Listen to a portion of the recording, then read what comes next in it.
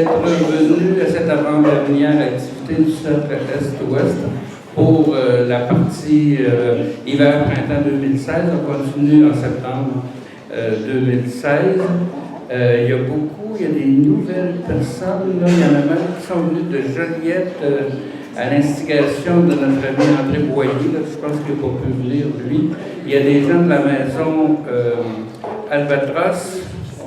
Liliana a reçu cette formation-là, et puis elle est bénévole chez Albatros, qui est assez connue dans la région ici. Alors, Mme Liliana Russe, vient pour la deuxième fois au Cercle Est-Ouest, et elle aime les sujets légers, fait que c'est la deuxième fois qu'on va nous parler de ce qui tourne autour de la mort, avant et après. Pour la deuxième fois. Bon, elle a une formation en philosophie à l'Université de Bucarest, en Roumanie, où elle a enseigné au lycée en philosophie plusieurs années. Ensuite, elle est venue au Québec, et puis elle a repris des études jusqu'à la maîtrise en psychoéducation. Alors ensuite, ce qui lui a permis de travailler pour un centre jeunesse, puis moi, ce que je connais de l'histoire, c'est qu'elle conseillait sur le plan juridique la protection des enfants, on peut dire des jeunes qui ont des problèmes avec la justice. C'est ce que je sais.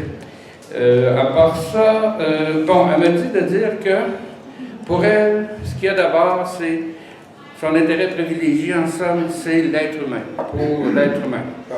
Alors, on va voir ça, mort ou vif, cet être humain-là. Et ça dure environ, un exposé d'environ 1 heure. Hein? Ouais. Puis ensuite, une petite pause, puis ensuite, OK, il ne faut pas oublier, au moment de la pause, le trésorier du Cercle Est-Ouest, Luc Gagnon, là.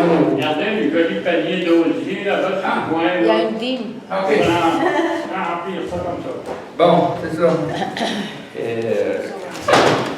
Vous laissez quelque chose, on a toujours des besoins financiers passés et présents et futurs, fait que si vous pouvez nous aider. Donc, bonne soirée, Liliana Russe. Merci.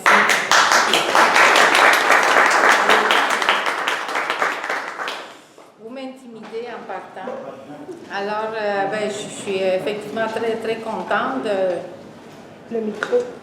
Sur le dessus, le petit bouton. Ici? Oui, tasse-le pour qu'il puisse être ouvert. C'est ça. Je pense que ça va.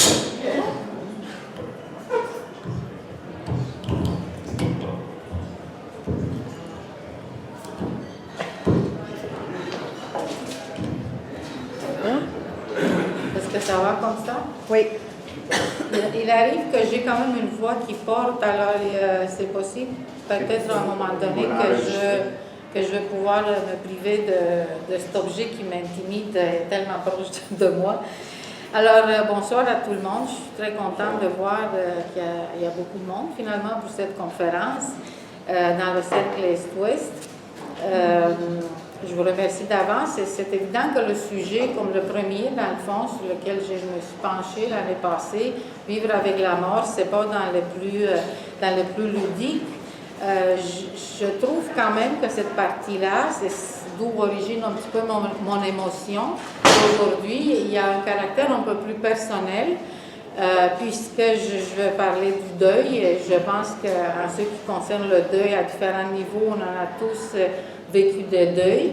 Et ensuite, je vais traiter de l'exil en tant que deuil. Et l'exil, c'est quand même une condition que je connais très bien.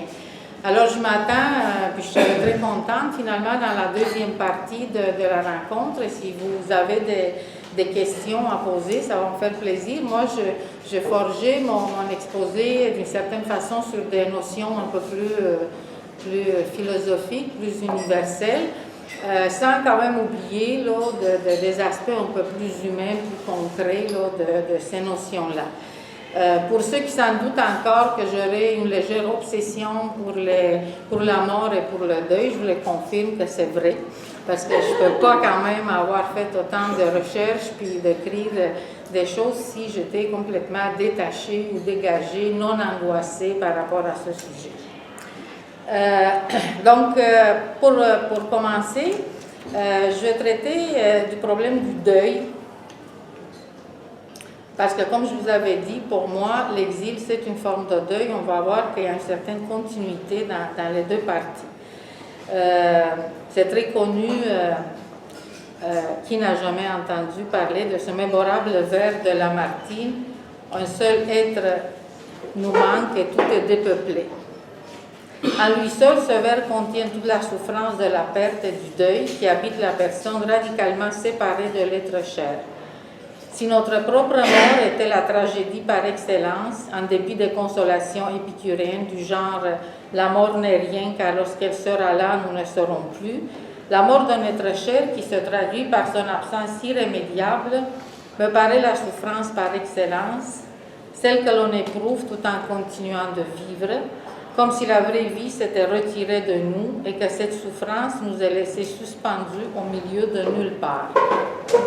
Le problème majeur avec la perte et le deuil, c'est donc la souffrance qu'elle engendre et à laquelle on ne peut échapper, sinon en tentant un quelconque processus trop souvent douloureux et lent. La philosophie s'est peu intéressée au mécanisme de la souffrance. Il faut chercher une solution possible vers la psychologie, ou mieux encore dans la littérature, pour en comprendre les ressorts profonds. En effet, la philosophie, de Platon à Heidegger, pense le plus souvent la mort du point de vue de celui qui meurt ou qui mourra, rarement du vivant qui demeure. C'est la finitude humaine qui intéresse la philosophie, que ce soit pour apprendre à mourir, pour considérer avec Épicure que la mort n'est rien, pour penser l'immortalité de l'âme avec Platon, ou un éternel retour avec Nietzsche. La mort de Socrate, telle que racontée dans le Phédon, est le récit édifiant qui met en scène la manière dont un sage doit mourir. Mais ce n'est nullement un récit de deuil.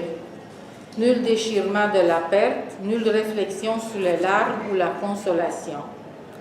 On pourrait dire que pour la plupart des philosophes, la relation à ce qui est perdu, à ce qui manque, à ce qui hante, au deuil donc, n'est pas un véritable sujet philosophique.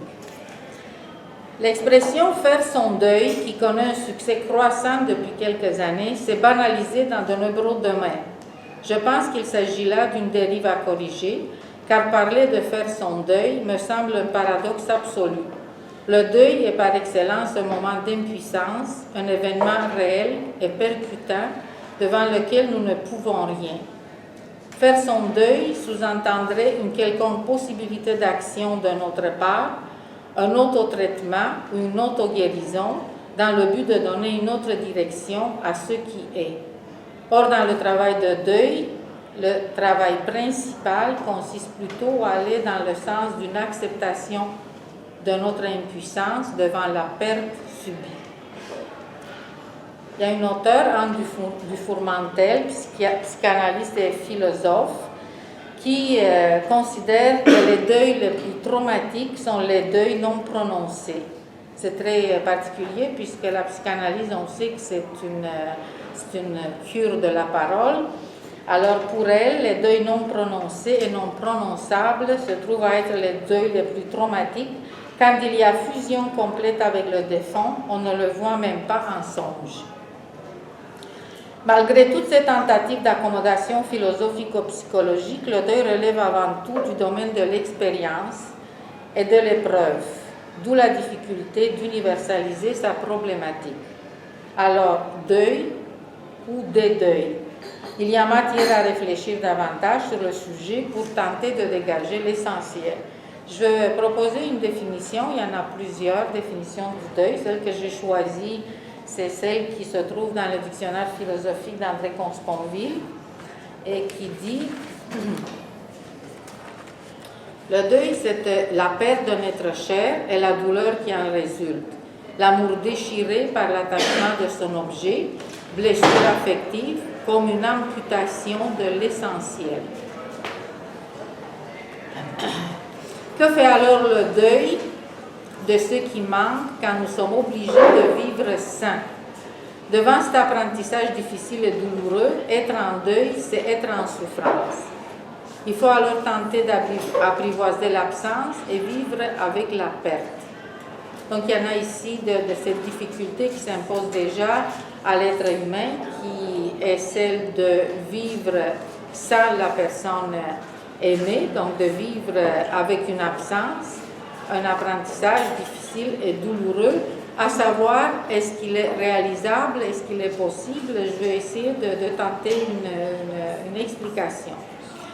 Celui qu'on connaît davantage pour savoir intéresser au problème du deuil, c'est Freud dans son texte, probablement tout le monde l'a lu, Deuil et mélancolie, un texte très bref apparu en 1917, dans lequel il traite la problématique du deuil, qui est cette perte, cette relation à la perte, à la mort d'une personne. Puis le sentiment qui accompagne cette perte, pour Freud, c'est le sentiment de mélancolie. Pour Freud, le deuil, finalement, ou dans le deuil, le monde est devenu comme pauvre et vide. Tandis que dans la mélancolie, qui serait le sentiment qui accompagne le deuil, l'état, c'est le moi-même qui est vide et absent. Freud définit d'une façon assez particulière la dépression. C'est sûr que c'est pas particulier dans le sens que plus personne ne l'a défini de cette façon-là, puisqu'il a ouvert la voie finalement à un développement de cette problématique-là, Freud. Alors pour Freud, la dépression, c'est cet état dans lequel l'individu se trouve, et c'est cet état dans lequel il se trouve, dans lequel le monde, il est complètement vidé de sens. Pour la personne dépressive, chez Freud, l'intérêt pour le monde est vide, et plus là, ni le désir, dans le fond, qui fonde cet intérêt-là. Il y a un retrait du monde, puis la mélancolie, c'est ce sentiment-là dans lequel on se sent vide, on se déprécie. Comment on revient une personne qui gagne le goût à la vie à un moment donné, dans un processus de deuil? Eh bien, c'est en devenant vivant. Pour Freud, l'opposé de la dépression, c'est pas l'absence de tristesse, c'est pas quand on est plus triste, quand on éprouve une joie, qu'on est sorti d'une dépression, mais c'est quand on se sent vivant. Autrement dit, la tristesse peut cohabiter avec une forme de joie de vivre qui n'est pas vraiment une joie de vivre, qui est un sentiment de vitalité. La vitalité étant cette capacité de s'intéresser encore au monde, à faire des projets. Freud définit d'ailleurs la capacité de l'individu d'être dans un certain équilibre mental comme étant quelqu'un qui est capable d'aimer et de travailler. C'est les deux dimensions qu'il met d'une personne qui semble être dans une forme d'équilibre mental. Dès qu'une personne arrive à aimer et à travailler, donc à investir un autre objet de désir dans le monde, on peut dire qu'elle est, entre parenthèses, entre guillemets, guérie. Autrement dit, il y a un processus qui s'est passé à l'intérieur de cette dépression où le monde était retiré, il n'y avait plus d'intérêt, le moi est déprécié, il est aussi vidé de sens. Puis, dans le temps, avec le temps, par le processus qu'il appelle le travail du deuil, l'individu commence encore à réinvestir dans le monde, dans d'autres objets de désir. Puis, en fin de compte, il va réinvestir le monde comme si de rien n'était. Être vivant, c'est l'opposé d'être dépressif, pour Freud.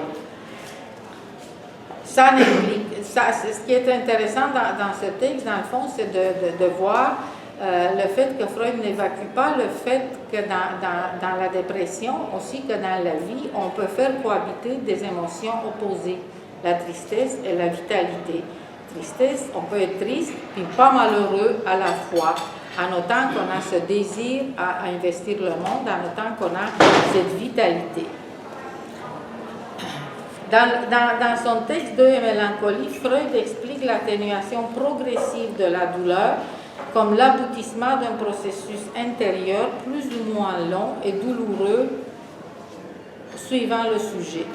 Selon lui, après le choc de la perte et les diverses émotions qui s'ensuivent, toutes marquées par le manque d'intérêt pour le monde extérieur et pour la perte de capacité d'aimer et d'agir, le psychisme de l'endeuillé finit par se retrouver à la croisée des chemins. Son moi va-t-il suivre le destin de l'objet perdu dans la mort, ou bien va-t-il rompre le lien et en se réinvestissant dans la vie? Plus l'être disparu nous constitue profondément, plus sa disparition est vécue comme une atteinte vitale, et plus le fil qui nous relie à la vie est fragilisé, que cet être soit l'un de nos semblables ou qu'il soit un idéal, une entité politique ou encore une profession. Le cheminement du deuil est tout d'abord une question du temps, caractérisée par la complexité. Finalement, par ce travail plus ou moins difficile sur le temps, on parvient à donner à l'être perdu une nouvelle place en soi qui, si l'on arrive à surmonter l'épreuve, ne nous empêchera pas de vivre, d'aimer et d'agir à nouveau.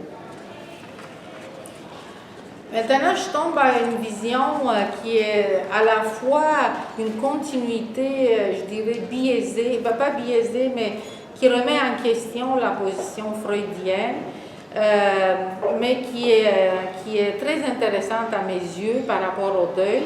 Et je nomme ici un livre qui a été publié récemment, qui s'appelle Le Deuil, entre le chagrin et le néant, écrit par Vincent Delefroy et Philippe Fauré.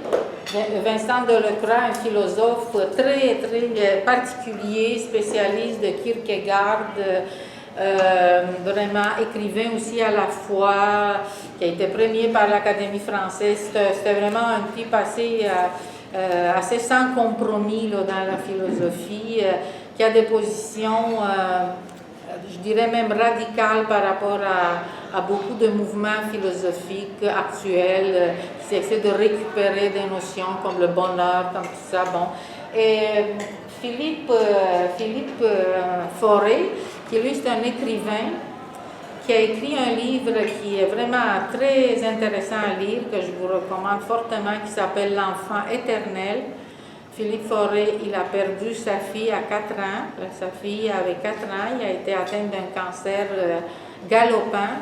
Il a perdu, c'est une épreuve qui l'a complètement dévastée. Et c'est une épreuve qu'il essaie d'expliquer dans son livre. Et ces deux personnes ont un dialogue qui a commencé à un moment donné dans une Philo Magazine. Je ne sais pas si vous l'avez vu il y a 1 an, sur le deuil. Je l'ai ici fait son deuil. Puis ensuite, ils ont décidé de transformer cela en livre. Et c'est un livre fortement intéressant qui amène une vision un peu subversive finalement, mais qui n'est pas complètement farfelue. Je veux vous la présenter. Pour Philippe Fauré, écrivain qui a perdu sa fille de 4 ans, et Vincent Delacroix, philosophe qui s'intéresse à ce qui est perdu, les choses sont beaucoup plus complexes qu'elles ne semblent à première vue. Ces auteurs sont tous deux hostiles à l'expression déjà citée « faire son deuil ». Expression qui, depuis la parution de travaux de Freud, semble signifier que ce qui a été perdu peut, sinon se retrouver, du moins se remplacer dès que le désir se réinvestit dans un nouvel objet. Ainsi, un être pourrait se substituer à un autre. L'être humain serait essentiellement substituable. Pour Philippe Fauré, dans son roman « L'enfant éternel » dédié à sa fille décédée, l'être perdu reste éternellement perdu et non substituable. Le défi de cette épreuve réside dans l'obligation de vivre avec cette perte, sans chercher à remplacer l'irremplaçable. Du même coup, l'auteur s'insurge contre la nouvelle religion de notre époque, la fameuse résilience, mise à la mode par Boris Cyrulnik, qui véhicule l'idée que l'être humain peut rebondir, tel un ballon, face à l'adversité et au traumatisme de tout ordre. Finalement, ce n'est pas autant le deuil comme expérience du tragique de l'existence qui est bousculée par Fauré et Delacroix que la récupération idéologique que l'on fait avec ce fameux travail du deuil et l'impérative obligation de passer à autre chose pour normaliser la perte. Celui qui attise sa douleur et qui s'enfonce dans un certain deuil perpétuel paraît trop confrontant envers nos sociétés qui veulent à tout prix qu'on retourne nos rêves et que l'on guérisse à tout prix. La perte, l'irréversible, l'insubstituable ne sont pas des catégories d'un autre temps. Quant à moi, je crois qu'il est important que la vie reprenne le dessus sur la perte, mais je crois aussi que dans cette agitation à vouloir faire son deuil par un travail sur le deuil, se cache aussi notre difficulté à faire face au réel absolu, c'est-à-dire à l'irréversible et à l'insubstituable. Pour Vincent Delacroix, il n'y a pas de discours qui puisse combler ou recouvrir la perte d'un disparu. Ni la littérature, ni la philosophie, ni la religion, auxquelles on prête des vertus thérapeutiques pour diverses raisons, ne sont de vraies consolations. En revanche, elles peuvent offrir une ressource de sens, aider à penser le deuil, chercher à construire une relation à ce qui est perdu. Parmi les philosophes, il y en a quand même un que j'ai trouvé qui s'est intéressé à cette facette tragique de l'existence, à la perte, et c'est Kierkegaard que j'ai essayé plus qu'une fois de lire et de comprendre, et j'avoue humblement que c'est une difficulté assez insurmontable. Mais quand même, dans ces guerres, je me suis aidée pour essayer d'approfondir un peu sa pensée. Effectivement, c'est un philosophe assez particulier. Lui, Kierkegaard, serait de seul à garder une position de confrontation à la réalité et au tragique de la perte. D'après lui, le seul conseil que l'on puisse donner à autrui se résume à cette injonction magistrale « désespère ». Au-delà de ce désespoir, la leçon dit qu'il ne faut pas tenter de consoler la personne en deuil, mais l'inviter à faire solitairement quelque chose qu'elle ne peut pas éviter et qui est la vérité du tragique. D'ailleurs, dans son histoire personnelle, pour ceux qui connaissent, Kierkegaard a été fiancé avec une dénommée Régine Olsen, et il a rompu les fiançailles pratiquement la veille que ça se produit, pour aucune raison compréhensible. Cependant, c'est ce qui est remarquable, c'est qu'il a légué toute son œuvre philosophique à cette personne et il a vécu toute sa vie en lui écrivant des lettres et réciproquement, elle a fait sa vie, s'est mariée par lui et on gardait un lien. Et selon les auteurs, il paraît que cette perte, finalement, qu'il a vécue, a été comme une source d'inspiration, il a été une nourriture pour lui, toute sa pensée philosophique sur la subjectivité, c'est un existentialiste, Kierkegaard, s'origine finalement, s'alimente de cette perte qu'il a provoquée et qu'il a enrichie aussi. Le livre de Delacroix, La forêt, porte ici un sous-titre entre le chagrin et le néant. C'est un mot qu'ils ont emprunté à une œuvre de William Faulkner, un roman, qui dit, entre autres, entre le néant et le chagrin, je choisis le chagrin.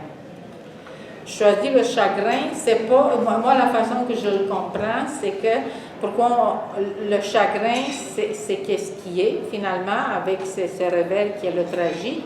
Le néant, c'est pas nécessairement le non-être dans ma compréhension, c'est le non-senti, quelque chose qu'on ne ressent plus, des émotions qui n'existent plus, donc un état d'anesthésie ou d'oubli intérieur. Alors, entre le néant de ses émotions et le chagrin, il choisit le chagrin.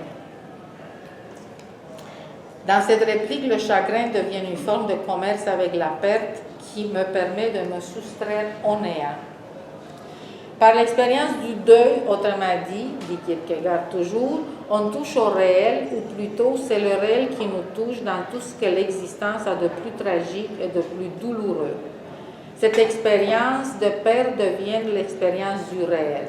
Le réel, c'est une expérience de la perte finalement, car le réel en tant que ce qui est ne se relève pas uniquement en nous par sa positivité, autrement dit par ce qui est, mais surtout dans ce qui est inaccessible et irréversible à nos désirs et à notre imagination. Ce réel qui nous échappe sans cesse, ce réel sur lequel nous ne pouvons rien.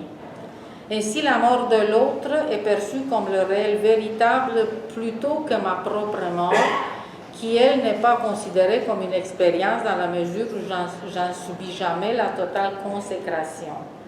Si on adopte ce point de vue, la mélancolie que l'on peut éprouver devant la perte n'est pas une pathologie de l'être, mais au contraire un accès plus aigu à ce réel. Donc, il ne faut pas la fuir nécessairement, il faut l'épouser. Vincent Delacroix, à contre-courant de la pensée positive de nos jours, qui est devenue obsessionnelle, apporte une nuance dans les termes. Pour plusieurs, la mélancolie et la dépression vont de pair. Or, il paraît important de souligner que si nombre de personnes se disent dépressives ou en dépression, la plupart ne se considèrent désespérées, comme si leur dépression servait à cacher celui de désespoir. Il reste à assumer la confrontation avec l'irréparable, l'irrémédiable, une confrontation courageuse qui n'est jamais gagnée ni par l'espoir ni par les médicaments. Vivre avec une perte significative, c'est vivre avec un trou en dedans, mais ce trou ne prend pas toute la place de l'être, d'où la possibilité de faire coexister plusieurs sentiments, plusieurs états d'âme contradictoires. Serions-nous alors inconsolables? Ou toute consolation serait-elle alors impuissante à nous soulager? Ces interrogations me semblent pertinentes, mais aussi limitatives dans leur efficacité. De fait, la plupart du temps, nous finissons par continuer de vivre en intégrant les pertes dans nos existences. Mais il arrive aussi que dans des situations particulières, toute consolation s'avère impossible. Que peut nous apporter la philosophie, la littérature ou la psychanalyse devant la mort de notre enfant? Philippe Forêt affirme clairement rien. Mais s'il y a des deuils qui ne s'en font pas, pour reprendre une expression citée plus haut, il ne faut surtout pas renoncer d'agir afin de tenter un soulagement, d'être là, dans le cas, même peu probable, où la personne qui souffre pourrait avoir besoin d'une présence impuissante, certes, mais peut-être pas complètement inutile. Cette impuissance devant la souffrance de l'autre n'empêche pas la compassion. Au contraire, cette même impuissance, en ne rendant pas la mesure abyssale et inaccessible de la peine d'autrui, peut devenir salutaire. Quelle que soit la position que l'on adopte, il s'agit assurément de prendre acte de cette impuissance essentielle sans renoncer à agir dans la mesure de ce qui nous semble possible. Je pense que dans l'impuissance présente à l'autre, il y a une dimension, il y a un sens très important dans la mesure où cette impuissance traduit aussi notre propre condition dans cette situation-là, mais on est quand même présent à l'autre tout en manifestant qu'on n'y peut rien. Ça me paraît quand même, moi personnellement, je comprends que c'est quelque chose qui peut amener un apaisement chez les personnes qui sont en deuil.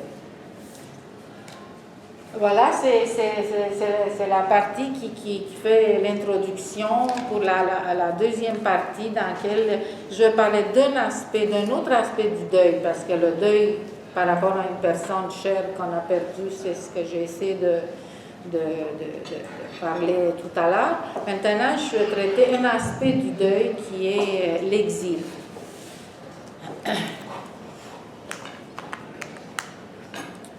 Alors, on parle toujours d'une perte, parce que l'exil, c'est une perte, et c'est la perte ou une forme d'éloignement de la terre natale.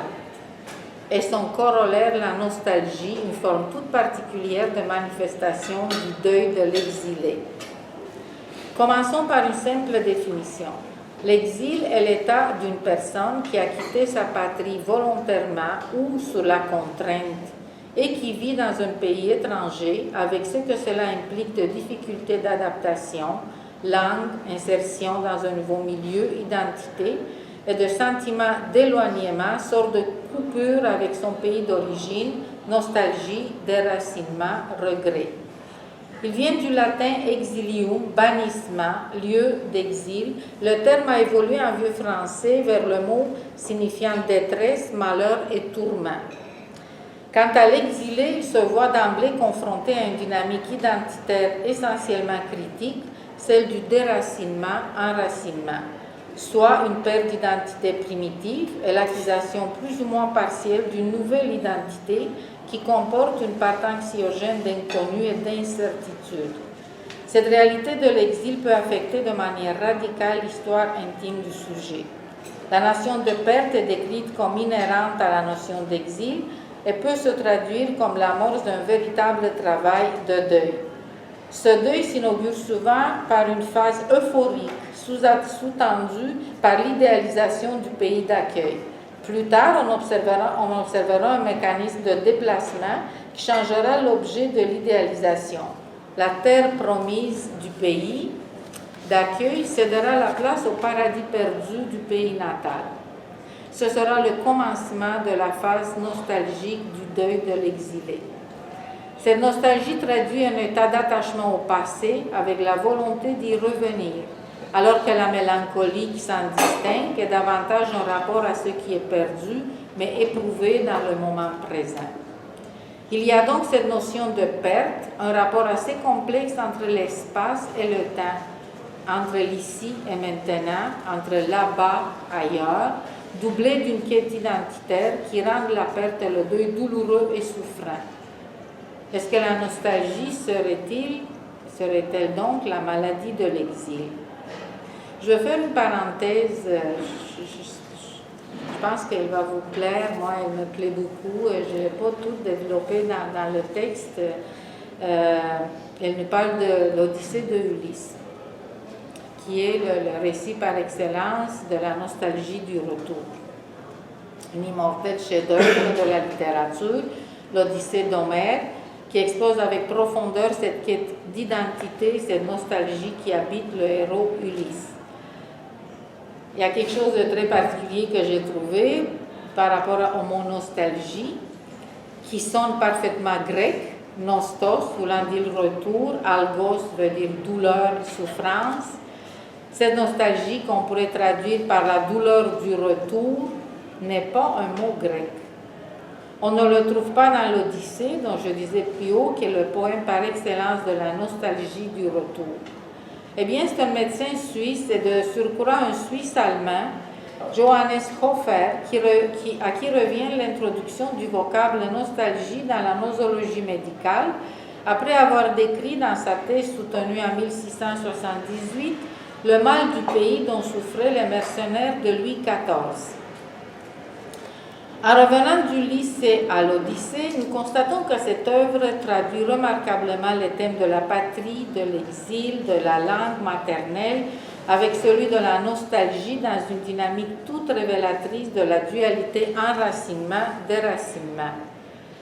Alors, je commence ma parenthèse pour vous rappeler un petit peu, pour ceux qui ont oublié, parce que je sais que l'Odyssée de Homère était quand même une lecture à l'école, de toute façon, dans mon cas, une lecture obligatoire. J'ai dû relire beaucoup de passages, je me suis aussi prise complètement par ce texte. Ce qu'on sait, ce qu'on se rappelle, c'est que ça raconte l'histoire de cet héros grec, Ulysse, qui part à la guerre de Troie. Il est parti pendant 20 ans, donc 10 ans ça a duré la guerre, et 10 ans on nous raconte son retour véritable, sa terre natale. Ce qui est important à retenir par rapport à l'exil, c'est que chez les Grecs, on peut dire que la punition suprême finalement chez les Grecs, c'était le bannissement. Être banni chez les Grecs, ça équivalait à... C'était pire que la mort dans la mesure que chez les Grecs, l'univers, l'espace, c'était l'ordre cosmique de la cité. Et ne pas vivre dans l'ordre cosmique de la cité, donc être banni de cet ordre, était l'équivalent d'une mort finalement, de quelque chose même plus grave que la mort, parce qu'une personne bannie ne pouvait pas vivre en harmonie, et l'harmonie, c'est l'idée par excellence chez les Grecs qu'il faut que chacun trouve sa place. L'univers chez les Grecs est comme un immense organisme vivant dans lequel chaque chose a sa place. Et l'individu, il doit se trouver à sa place dans cet organisme vivant, et il ne peut le faire que si elle était avec les siens, dans les repères familiers, s'il est dans la cité. Pour les Grecs, il y a quelque chose qui est très horrible, puis de quel tout vraiment, éviter de le vivre, c'était ce qui appelle le hybris. Le hybris, c'était un péché de se prendre pour un autre. Se prendre pour un autre par l'orgueil, par l'arrogance, c'était ne pas être à sa place dans cette harmonie absolue qui était la cité grecque. Chaque individu occupe donc une place singulière qui lui revient à lui, et son cheminement dans la vie, c'est le cheminement de rejoindre cet ordre cosmique, ce qui pour lui s'impose puisqu'il est à la guerre, il est dans le chaos, et il doit retrouver la place, c'est sa place qui est la sienne, dans l'ordre cosmique, ok, 10 minutes, qui est représenté par sa terre natale. Cette odyssée du chaos vers le ordre fait en sorte que malgré ces 10 ans dans lesquels il faut comprendre qu'Ulysse, pendant ces 10 ans, il était heureux finalement, parce que sa vie était heureuse, je mets ça des guillemets, vous savez qu'il dans le fond était malheureux. Il était heureux dans la mesure où, malgré ce qui s'est passé, il a crevé l'œil au fils de Poséidon, puis là, celui-là a voulu se venger, alors il a mis sur son chemin, il a pourri la vie, il a mis beaucoup d'épreuves, mais ces épreuves étaient toutes des choses quand même qui étaient dans le divertissement. Mettons, on pourrait dire qu'il vivait des choses dans un grand divertissement. Les sirènes, les rencontres, Calypso. Voilà, Calypso, c'est une femme qui vit sur une déesse, qui vit sur une île magnifique, qui s'amourage de lui complètement, puis qui veut qu'il reste avec elle sur cette île jusqu'à la fin. Lui, il est heureux, il a tout est à sa disposition, sauf qu'à tous les soirs, il s'en allait sur un rocher, pleurer. Les dieux se sont rendus sensibles à sa cause, ils ont dit il faut qu'il parte, il est trop malheureux, finalement, malgré tout le bonheur, entre parenthèses, qu'il peut vivre. C'est rendu même que Calypso lui a offert l'immortalité. Chez certains auteurs, c'est la première promesse religieuse avant même la religion, parce qu'on n'était pas à ce moment-là dans la religion. Puis lui, il a refusé. Il choisit la condition de mortel à une condition d'immortel. Alors, il choisit de retourner dans son île, Ithaque. C'est très tragique d'une certaine façon sa rencontre parce que personne qui le reconnaît. Finalement, personne qui le reconnaît à part son chien et son fils et une servante, mais pas Pénélope. Là. On était dans l'idée que c'est Pénélope qui doit le reconnaître. Alors il y a entre deux une discussion, il se met à l'épreuve tous les deux pour voir si c'est lui parce qu'il était vieux, 20 ans, était en guenille. Ne peut pas le reconnaître. Alors, il arrive un élément qui est absolument fantastique. Souvent, vous vous rappelez de ça. Il y a l'histoire autour du lit, le lit matrimonial. C'est que lui, Ulysse, avant de partir, il a bâti la maison autour de lit matrimonial, sauf que le lit est sculpté dans un olivier. Et c'est un lit qui ne bouge pas. Il est enraciné. Dans le livre, et c'est pour ça que je dis que la quête identitaire dans le cadre de cet exil-là est une dynamique du déracinement-enracinement. Ici, on le voit dans le sens littéral. À partir du moment quand Pénélope s'en rend compte qu'effectivement c'est lui, parce qu'il savait que c'est lui qui a construit le lit, ben voilà, il le reconnaît. Et ce qu'Homère nous dit d'une certaine façon, que ça ne suffit pas que lui, il reconnaît son île, il faut aussi que les autres te reconnaissent. Et là, à ce moment-là, on a su que c'est lui qui est à sa place, qui a intégré sa place dans l'ordre cosmique. D'ailleurs, il y a une question qu'on pourrait se poser dans la deuxième partie. Quand est-ce qu'on sait qu'on est chez soi? Parce que lui, Ulysse a su, puis les autres ont su qu'il est chez soi à travers cette expérience du lit, excusez, et de l'enracinement. C'est une très belle histoire. C'est une histoire qui précède les religions. D'ailleurs, les mythes ont précédé les religions. On a beaucoup de choses à apprendre si on se replonge dans ces textes. Alors, pour poursuivre ma réflexion, on dit que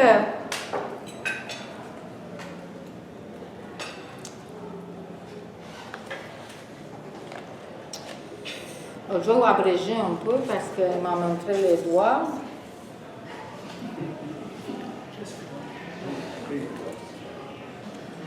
L'exilé, lui, qui est en situation de déracinement, est confronté à une perte significative comportant de multiples conséquences. Une de ces pertes concerne la terre natale, c'est sûr, et même si cette terre n'a pas disparu objectivement en tant que lieu, soulève chez l'exilé l'aspect extrêmement souffrant d'envisager un lieu hors de sa propre présence, c'est-à-dire une existence du lieu sans moi.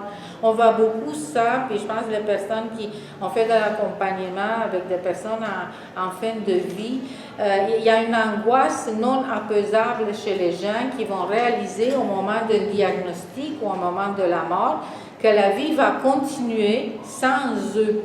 C'est une des angoisses très, très importantes que les gens vivent, de s'imaginer ça, que tout ça continue, les vies, les gens, les existences, le manger, le bonheur, mais qui ne seront plus là.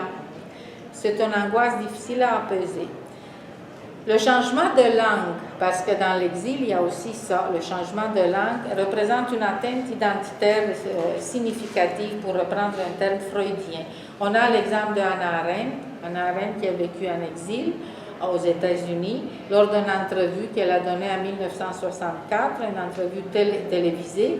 Elle dit je ne veux pas dire que je n'ai aucune nostalgie pour l'Europe pré-hitlérienne, il m'en manque la langue. Éprouvant l'exil non pas d'un pays, l'Allemagne, mais d'une langue, l'allemand, Hannah Arendt constate avec acuité et lucidité que la perte de notre langue maternelle peut être aussi la perte de nos réactions naturelles, de la simplicité de nos gestes et de l'expression spontanée de nos sentiments. Dans un style indépassable, Cioran, un autre exilé de la langue et qui a attendu 10 ans avant d'écrire son premier livre en français, disait « Changer de langue, c'est comme écrire une lettre d'amour avec un dictionnaire. Perte de la langue, perte de biens, perte de repères, valeurs, espace, famille, perte de soi, tels sont les énormes problèmes qui se dressent devant l'exilé. Selon bon nombre d'auteurs consultés, la situation d'exil comporte une forte potentialité pathogène.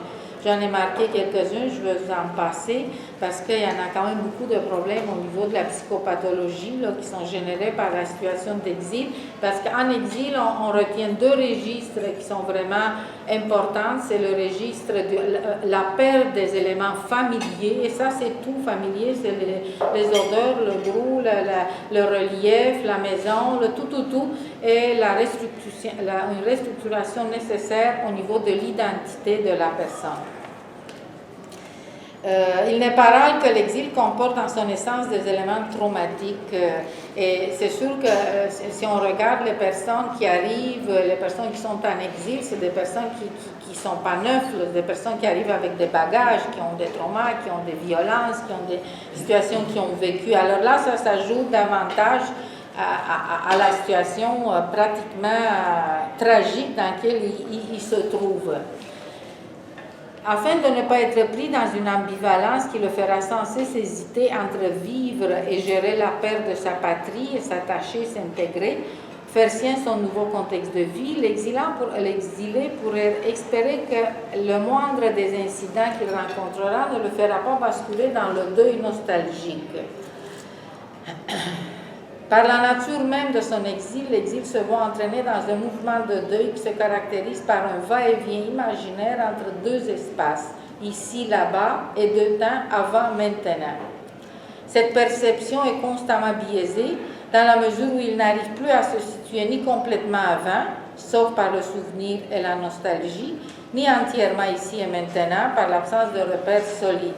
Il est ailleurs, ce qui peut induire d'une façon idéalisée l'apparition d'une idée mythique de retour souffrant et quasi impossible. On a un livre que je pourrais recommander, c'est le roman de Milan Kundera, L'ignorance, dans lequel il analyse d'une façon magistrale cette idée de retour, mythique de retour, d'une façon un peu différente, parce que lui, il parle d'un déficit de nostalgie plutôt que d'une présence de nostalgie, mais voilà, c'est de la littérature. Je vais arriver à ma conclusion, il n'est pas long. Comment ne pas se rendre à l'évidence que si jadis l'exil était une problématique existentielle d'exception et à fort caractère tragique, il est devenu de nos jours une norme presque banale et normalisée. Nous vivons une époque de grands déplacements, autant politiques, économiques, climatiques, sociaux ou autres. La planète globalisée et uniformisée est devenue un grand village migratoire où chacun se déplace et tente de s'installer pour mieux repartir. Les moyens de communication ont changé fondamentalement et pour toujours le tableau de l'exil.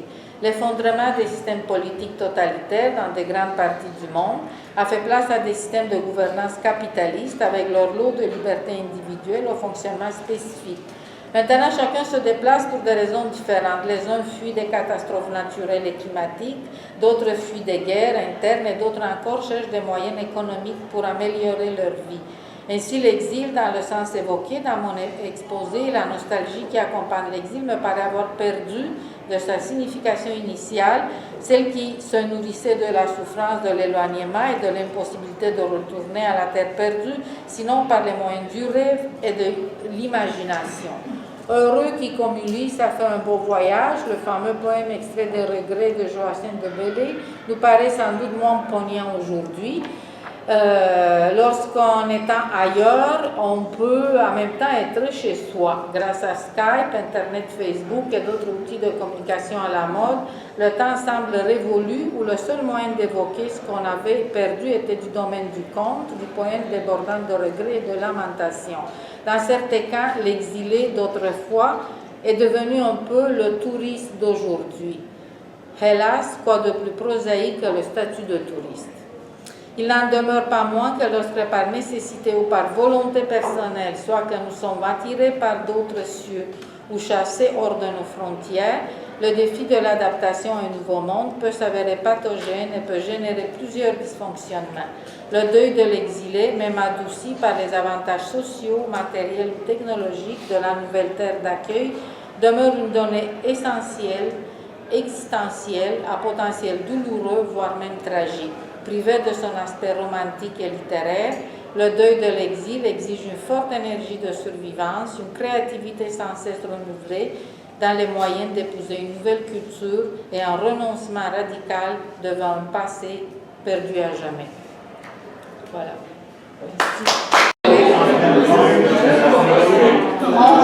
Je pourrais peut-être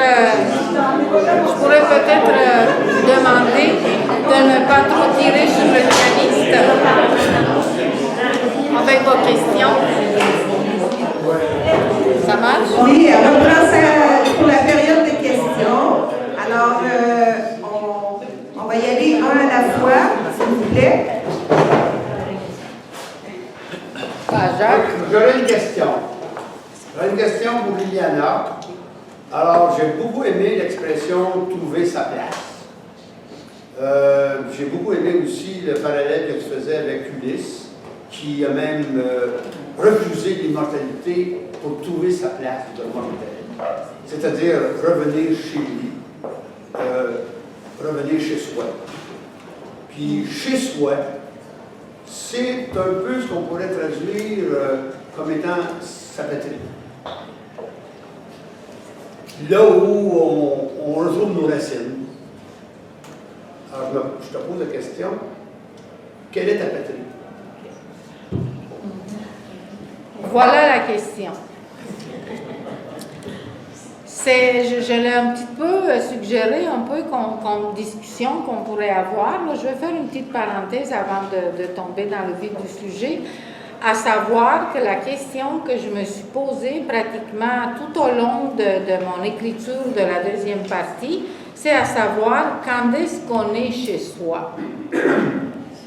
Et à un moment donné, il y a 2 semaines de ça, il y avait une émission, je ne sais pas si c'est l'envoyé spécial qui faisait ça, un documentaire qui a été transmis sur TV5 Monde, dans lequel une équipe de journalistes ont posé la question à des lycéens qui habitent dans des arrondissements excentrés, comme on a dit en France, des cités.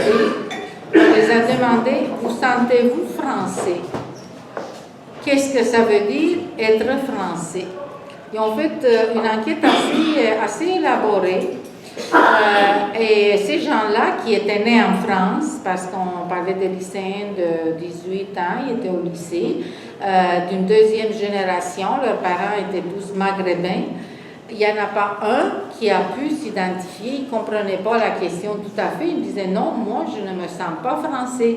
Du moment quand je quitte le lycée et je rentre chez nous, dehors on parle une autre langue, on mange autrement, on a d'autres valeurs, on croit à d'autres choses, on ne sait rien de la France comme telle, on n'est pas français.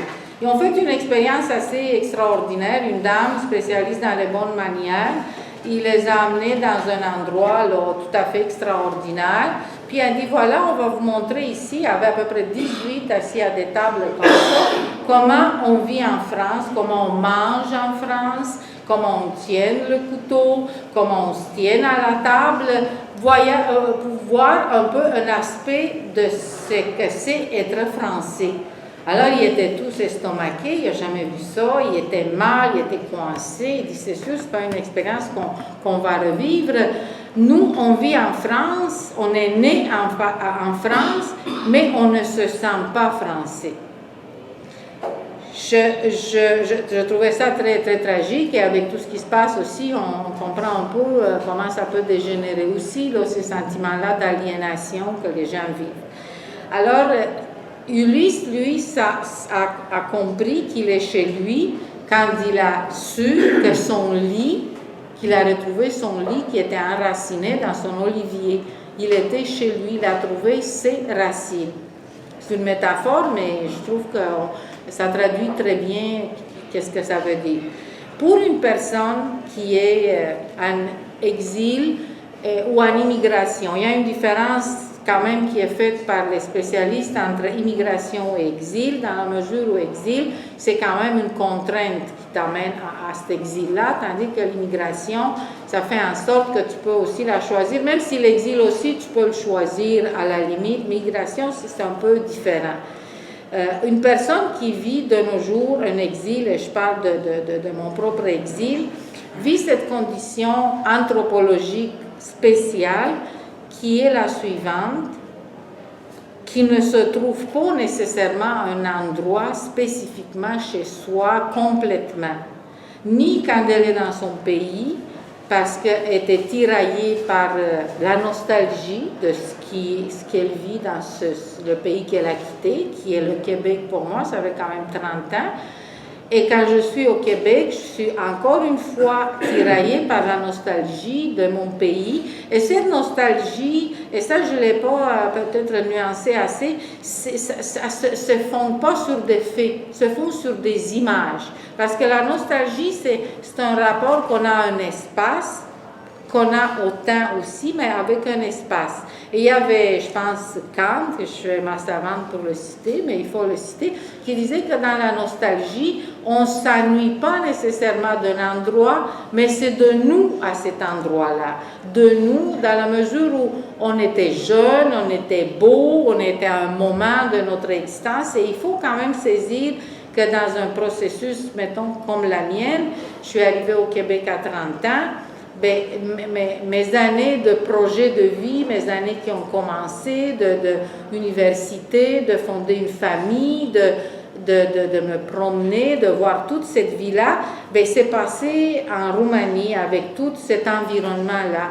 Alors, d'une façon très pathétique et triste à la fois, je dirais, qu'être en exil, c'est être constamment entre deux chaises, être constamment entre deux cultures, tiraillées, nostalgiques, malheureux des fois, pas tout le temps, puis assez triste dans le fond. Non, mais c'est une question qui se pose, mais voyez, regarde, les personnes qui arrivent de notre pays de nos jours, qu'est-ce qu'ils font?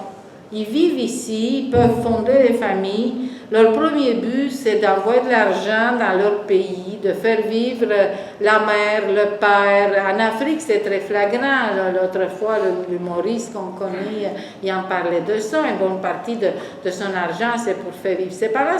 C'est plus qu'un devoir, c'est une nécessité intérieure. Ça ne peut pas être autrement.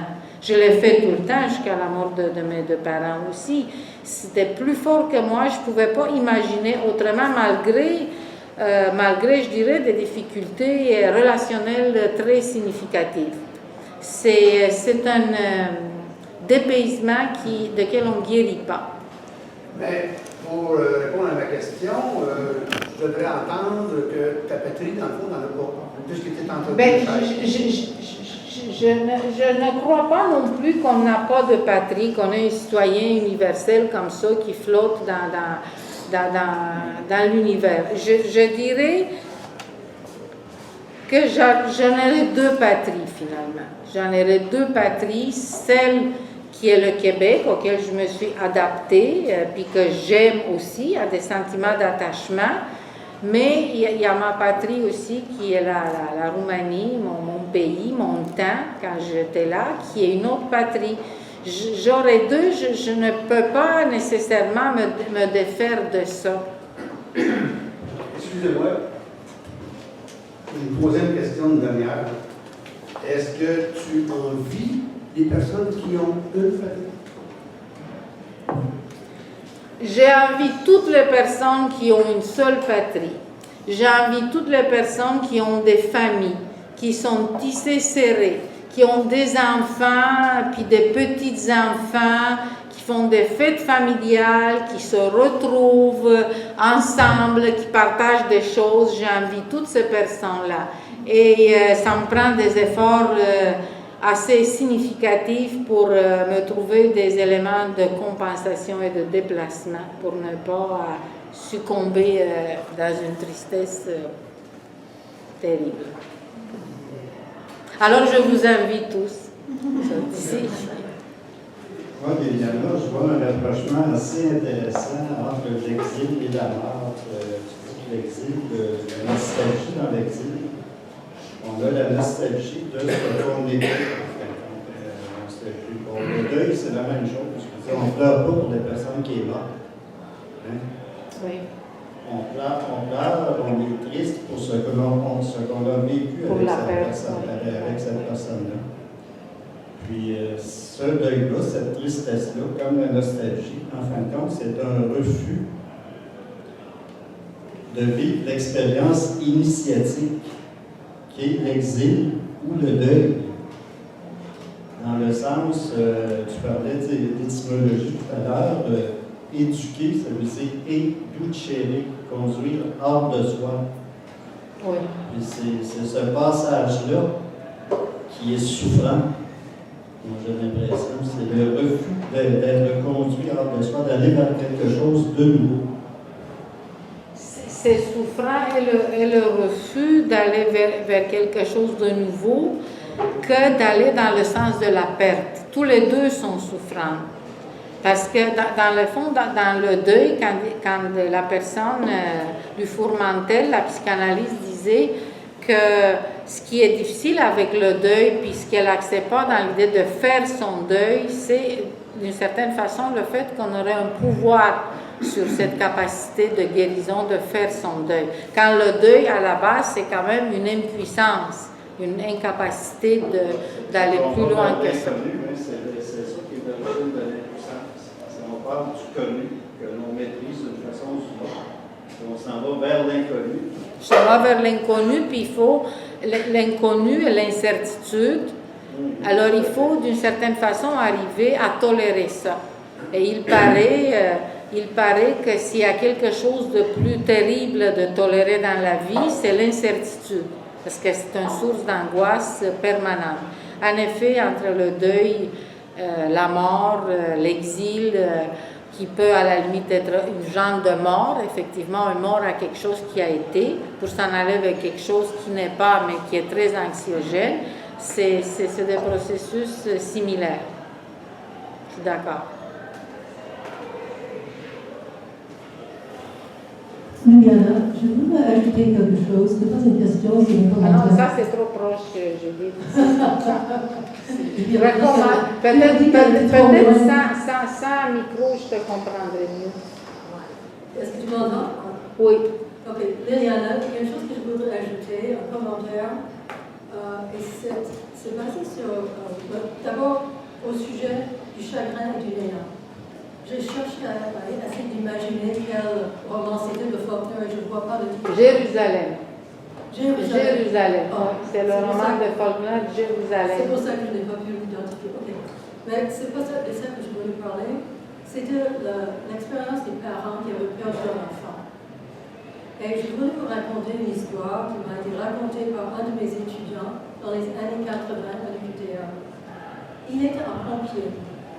Et il ne voulait plus être pompier, il avait été obligé d'aller dans les... Pas trop proche. Moi, je l'entends, mais pas D'aller trop proche. Ok. D'aller dans des maisons pour sortir des enfants mourants ou morts.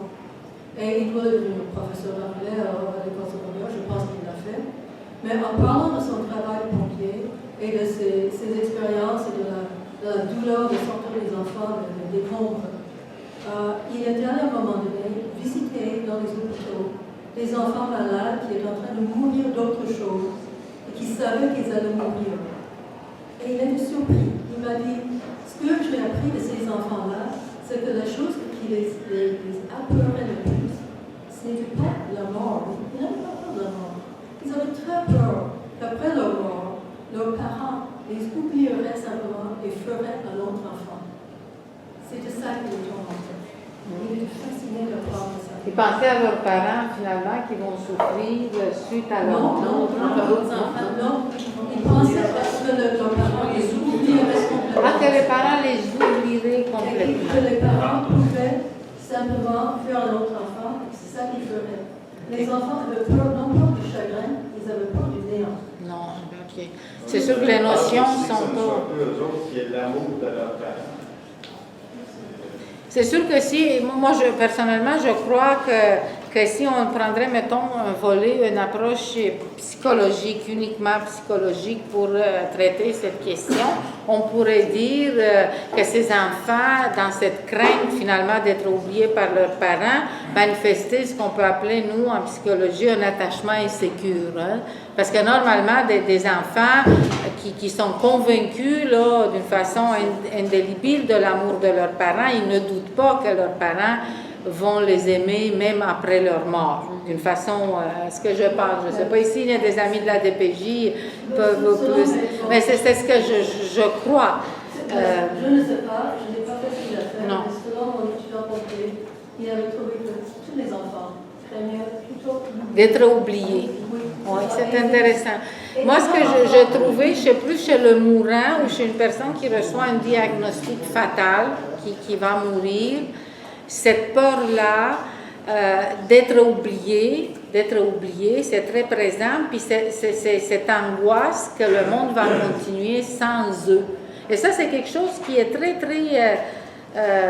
je l'ai retrouvé, je fais une petite parenthèse personnelle. Une fois, j'étais voir Yvon Paillé dans son processus, puis on a parlé vaguement un peu de la situation, puis c'est à ce moment-là qu'il m'a dit comme ça d'un coup, je ne peux pas imaginer que toutes ces choses-là qui existent de la vie, manger, il aime beaucoup le fromage, mais des choses de la vie étaient très vitales, on peut dire. Et il disait que ça peut continuer comme ça, que vous allez vous réunir, que vous allez être ensemble, que vous allez rire, puis que je ne serai pas là. C'est cette idée, puis je pense que si on y passe, c'est quand même quelque chose de très angoissant. Parce que c'est impossible de concevoir l'absence du monde sans nous. Le monde, si on la voit, si on la ressent, c'est parce qu'on est là, on est des sujets dans le monde. Mais que le monde peut exister indépendamment de nous, on ne sera plus là, on ne sera plus rien, c'est, je crois, une pensée très angoissante. Je pense que ça doit être légèrement différent pour un enfant qui pense. Oui, peut-être. Parce que l'enfant sait qu'il est remplaçable. beaucoup plus rapidement que l'adulte. Oui, c'est vrai. Et ça, c'est très important. Mais je veux te dire quelque chose, Judith, puis je prends, excuse-moi, je fais une parenthèse, parce que ici, justement, dans ce livre-là, que je recommande fortement à tout le monde, Le Deuil, Philippe Fauré, lorsqu'il a perdu sa fille de 4 ans, tout le monde lui a dit, ben c'est pas grave, vous êtes jeune, vous pouvez faire un autre enfant. Puis ça arrive souvent, ça, qu'on dit quand on perd un enfant, que, vous avez la capacité d'avoir un autre enfant. Et lui, ça l'a outré complètement. Ça l'a outré complètement, cette idée-là, parce qu'un enfant perdu, c'est éternellement perdu pour lui et il n'est pas remplaçable par un autre enfant. Alors, il a refusé tous les autres moyens, entre autres adopter, c'est un enfant perdu éternellement. C'est une vision peut-être plus absolutiste, mais... On dit toujours qu'aucun enfant n'est remplaçable, mais l'enfant ne sait pas ça. L'enfant, il ne sait pas ça, effectivement. Bonjour. Je peux poser ma prochaine question, Lisa? Oui, Nancy. OK. En fait, c'est un commentaire et peut-être une question. Moi, je suis née à Montréal, sauf que je suis mon père est montréalais et ma mère, elle vient de la Gaspésie. Ma mère, elle s'est exilée à Montréal en 67, puis à l'époque, il y avait une différence entre les Montréalais et les Gaspésiens qui était assez marquée. Puis moi, tout au long de mon enfance, je voyageais beaucoup là-bas. Quand je revenais, je pleurais parce qu'il y avait un attachement plus élevé que j'avais par rapport à la campagne, le décor, l'eau, la liberté, le soleil. C'était différent de la ville. Puis malgré que j'ai toujours un attachement à la ville, je me suis toujours sentie entre les deux. Puis pourtant, je ne suis pas dans un autre pays, là. Je suis juste dans deux endroits différents, mais dans la même province au Québec. Mais la culture était différente. Chez les Gaspésiens, c'était des gens qui étaient très conviviales, jouaient de la musique, etc. Tandis que sur le côté de mon père, c'était des gens plutôt intellectuels. C'est ça, c'était pas les mêmes genres Puis t'étais dans la même province. Là. Oui, c'est ça. Comme exemple, mon père a pêché en Gaspésie, ce qu'il ne pouvait pas faire à Montréal, qui n'était pas la même chose que dans une rivière, les pieds dans l'eau, etc. Cueillir des petites fraises, tu ne peux pas faire ça à Montréal sur l'asphalte. Moi, je me suis toujours sentie tiraillée entre les deux. Puis j'ai jamais senti non plus que j'ai ma place aux deux places, mais dans ma tête, je ne suis pas capable de me situer, même si je suis née à Montréal, je suis une Montréalaise, il y a toujours l'autre partie. Ma mère habite là, ça fait des années, mes parents sont ensemble, puis mon père est à Montréal, puis ça reste comme ça encore aujourd'hui. Puis mettons, je te demanderais, toi, qu'est-ce que c'est être québécoise, toi? Mettons, t'es québécoise. Oui. C'est quoi, là? C'est être gaspésienne? Est-ce qu'on est plus québécois quand on est gaspésienne ou quand on est dans une ville? C'est quoi être québécois? Moi, je me sens québécoise quand je suis parmi d'autres nationalités. Ah bon? Quand je suis avec les Québécois, c'est comme j'ai le reflet de mon miroir, puis je vois pas de différence. Il n'y a pas de différence? Non. Mais puis moi, vu que j'ai vécu longtemps à Montréal, j'ai été dans le multiculturel. Fait que j'ai appris plein de choses, j'ai eu plein d'amis, j'ai été à des repas spéciaux, des danses spéciales, des fêtes de famille qui étaient différentes de ce que j'avais connu. Moi, je voyageais à travers les gens.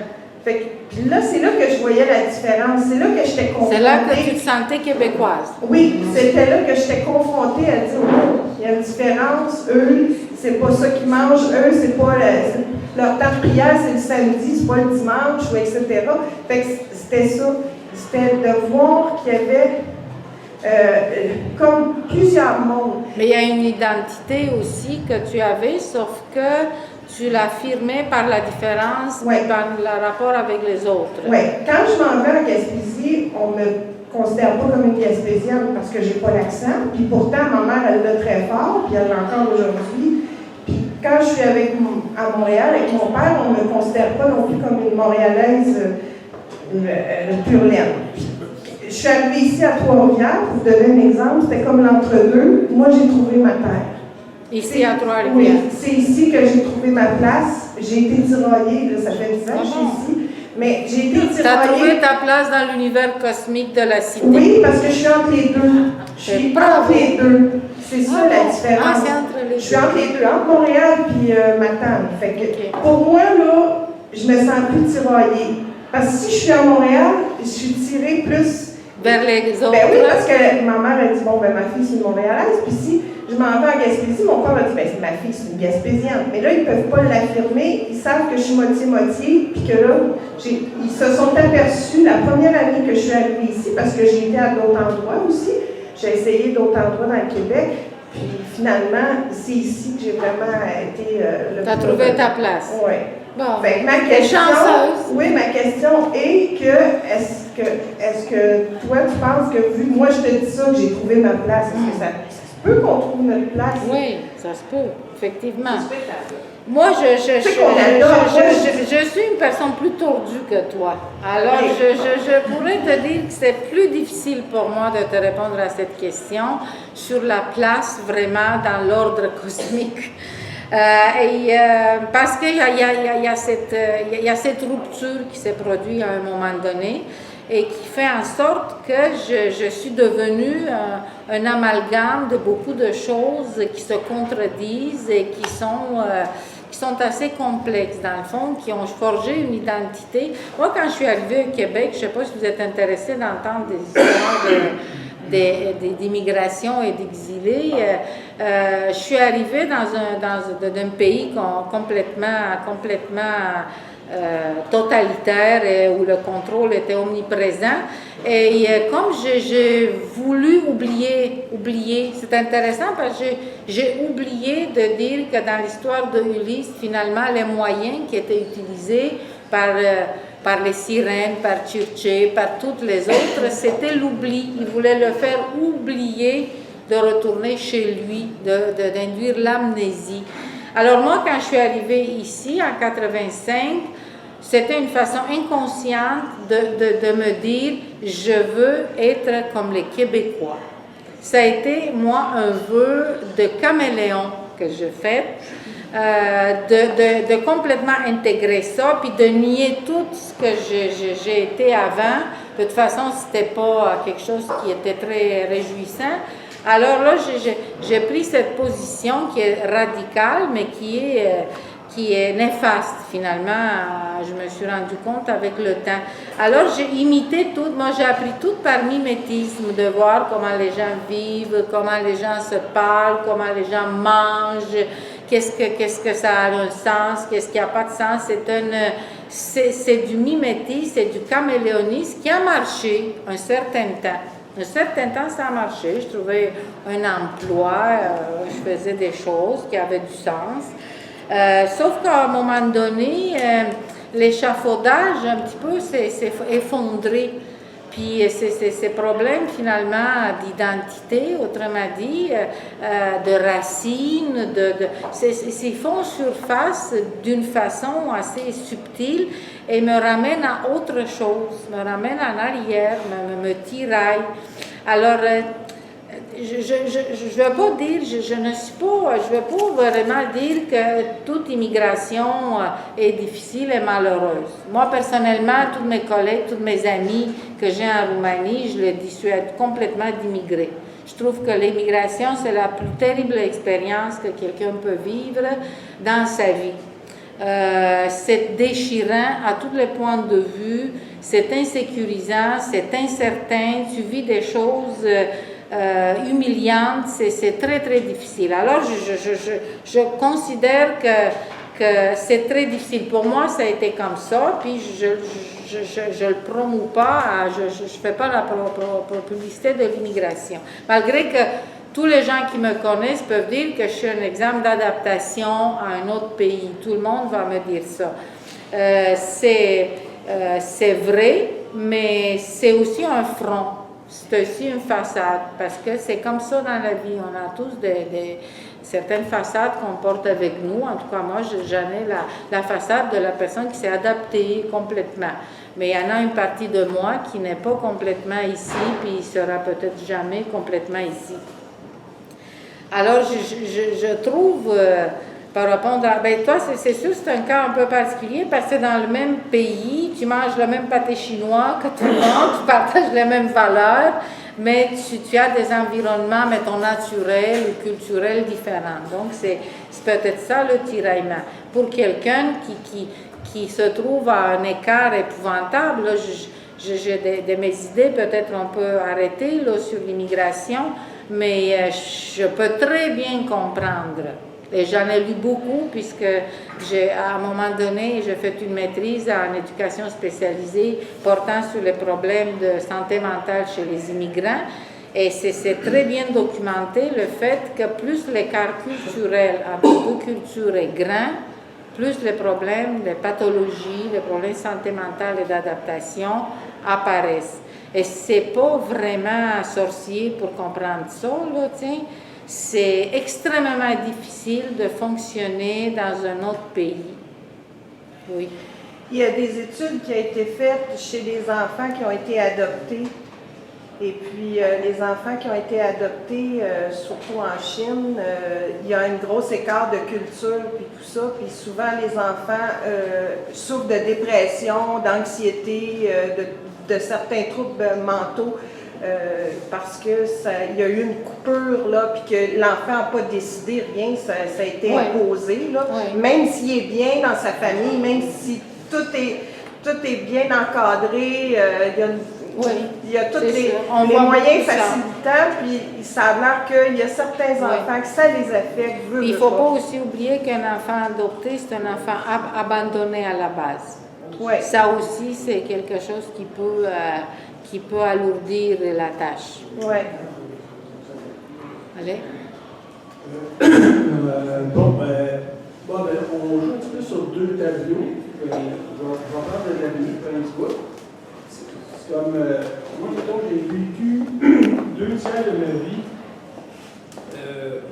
mais en le faisant de façon volontaire, de Montréal en dans la région. Fait que c'était volontaire. Donc, quand c'est volontaire, c'est une autre différence que quand c'est involontaire. On s'attend là-dessus.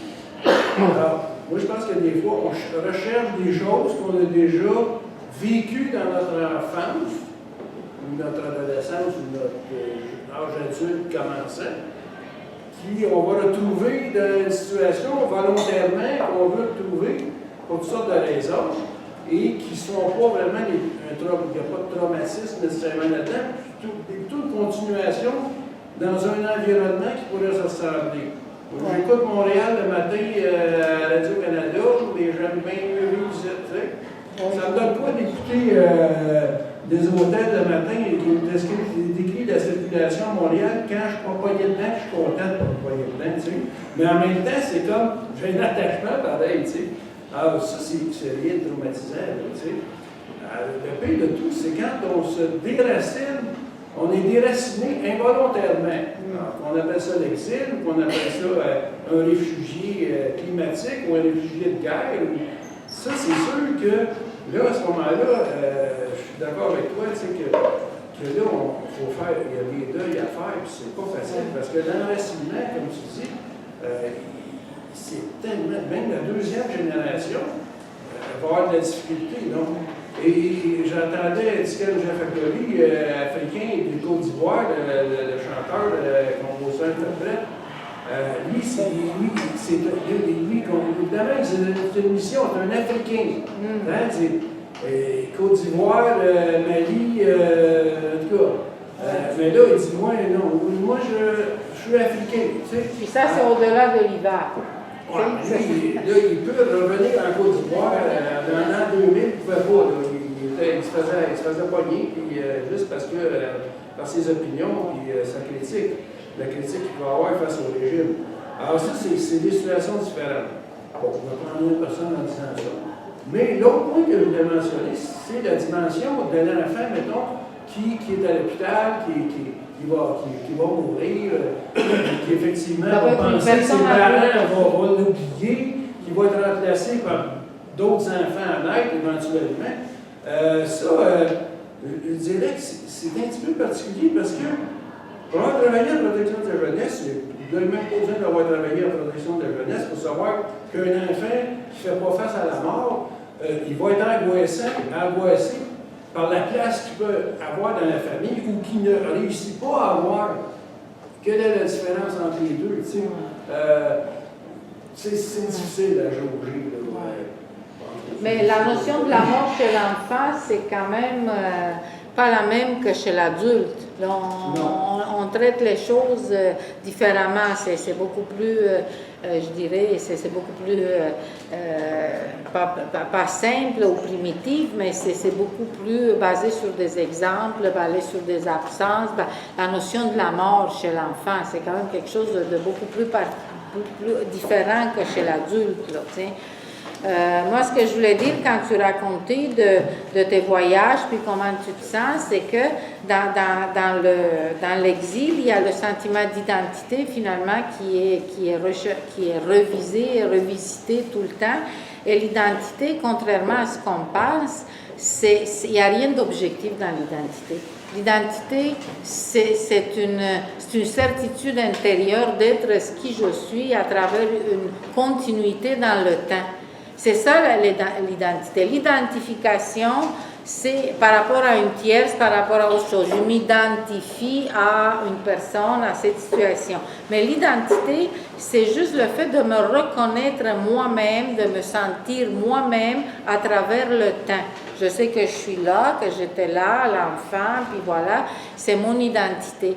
Alors, c'est quand tu arrives dans un nouveau pays et ce sentiment est ébranlé complètement, cette certitude est ébranlée, parce qu'il n'y a plus rien qui marche au niveau de tes stratégies. Moi, toutes mes stratégies qui m'étaient familières dans mon passé, qui marchaient, ils ne marchaient plus. Je me heurtais à des incompréhensions quotidiennes, ne serait-ce que le sourire. C'est banal comme tout le sourire, mais dans mon pays, surtout avec tout ce que ça représentait, il n'y a plus personne qui souriait. Tout le monde, là, maintenant, ils sont renfrognés. C'est un style comme ça que les gens ont. Et là, ici, là, tout le monde souriait. C'est la caisse dans la rue, quand tu demandes quelque chose. Moi, j'interprétais ça complètement différent. Tout reposait sur un malentendu. Il n'y avait rien qui allait... Enfin, il fallait que je m'explique, que les gens m'expliquent finalement, que m'expliquent tout. Juste pour compléter, je voulais juste ajouter que, il ne faut pas oublier non plus qu'il y a des exilés à l'intérieur du pays. Moi, puis à quelque part, par des déplacements, comme, prenons quelqu'un qui déracinait sa campagne, il l'envoie en ville parce que, je veux dire, on va prendre la place en campagne, tu sais, on va urbaniser la partie de la campagne qu'il occupe. Ça aussi, ça fait partie de la problématique dont on parle. Ça, c'est une problématique plus sociopolitique, là, oui, je comprends. Ouais. Oui, tu as raison. Il y avait quelqu'un ici. Il y avait Jacques aussi. Non, Jacques n'est pas une fois. Je vais te demander, Liliana, j'ai une amie qui n'a pas pu venir ce soir. Son fils est décédé, il avait 30 ans, elle a 55 ans. Je t'entends pas.